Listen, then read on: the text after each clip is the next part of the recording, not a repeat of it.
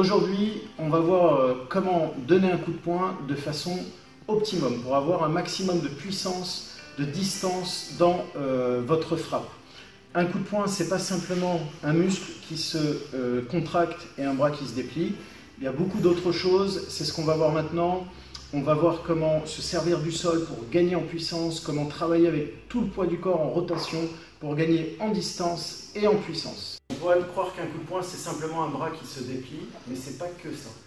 En fait, si je déplie mon bras, j'utilise que la puissance de mon muscle. D'accord? Alors très bien, effectivement, mon muscle, il va me permettre d'avoir un impact. Mais est-ce que c'est que ça? Est-ce qu'il n'y a pas d'autres paramètres à ajouter pour gagner en puissance? Que se passe-t-il si maintenant, au lieu de me contenter simplement de déplier le bras, j'envoie les épaules, c'est-à-dire que je fais une rotation. Là, je vais gagner en puissance et en distance. Là, je ne touche pas, je touche. Mets-toi face à moi, regarde. Si je suis loin de lui, pour le toucher, j'ai pas 36 solutions. Soit je déplie mon bras et je m'avance, vous voyez, auquel cas je mets ma tête je rapproche ma tête, donc c'est pas l'idéal. Soit je pivote ici, vous voyez, je ne touche pas, je touche en pivotant, en envoyant bien l'épaule. Donc on a vu un moyen de gagner en puissance, on a vu qu'il y a le muscle, et on a vu aussi que la rotation, donc baisse le bras, je ne déplie pas mon muscle, et pourtant, si je fais une rotation, il y a un impact. On va voir maintenant un troisième paramètre. Donc on a vu qu'on peut déplier le muscle, on a vu qu'on peut faire une rotation pour augmenter la puissance. Le troisième paramètre, ça va être la poussée que je donne sur le sol.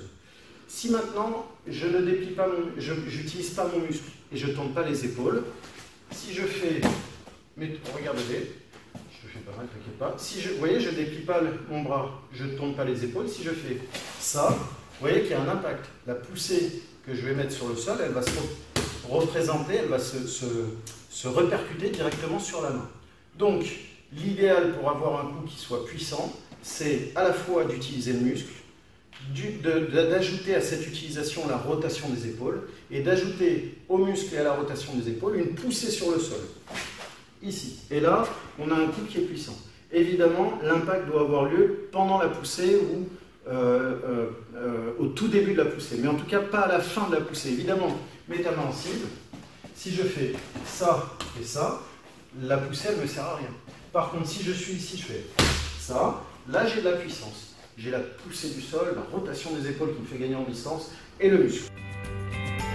Si vous voyez des combats au niveau, les coups vont vite, sont forts, mais ils ne sont pas crispés. Je ne suis pas complètement bloqué et mécanique. C'est bien relâché. Donc c'est ce que vous allez essayer de rechercher. Vous allez faire cet exercice. Il met simplement les mains en cible, il ne bouge pas. Je me mets à distance, ici. Je ne cherche pas la force.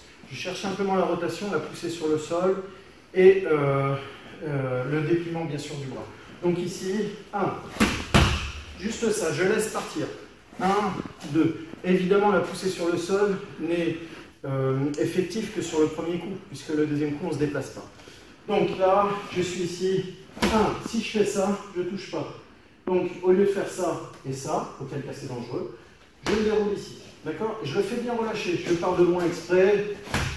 Là, ici, là. D'accord? Après, on ramène bien les bras. Là, et je reste bien en garde.